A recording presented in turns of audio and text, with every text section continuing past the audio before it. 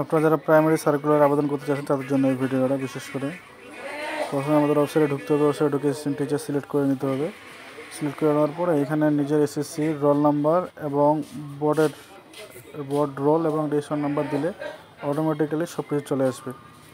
তো এখানে roll number SSC roll number দিয়ে আমরা নেক্সটে ক্লিক করব।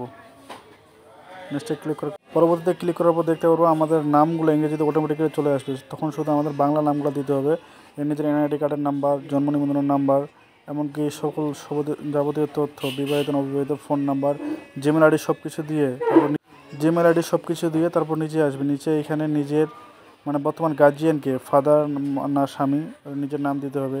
নিজের গ্রামের নাম দেব, নিজের গ্রামের নাম দেওয়ার পর পোস্ট অফিস দেওয়ার পরে নিজের রোলগুলো শো করবে।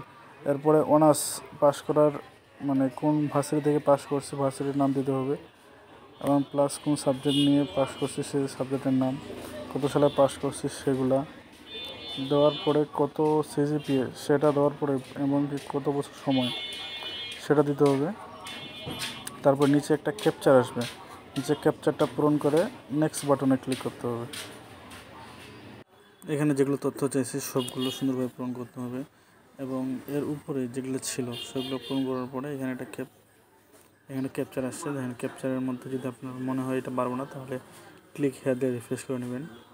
রিফ্রেশ করার পর সঠিক ক্যাপচারটা এখানে বসিয়ে দিয়ে সাবমিট করে নেবেন।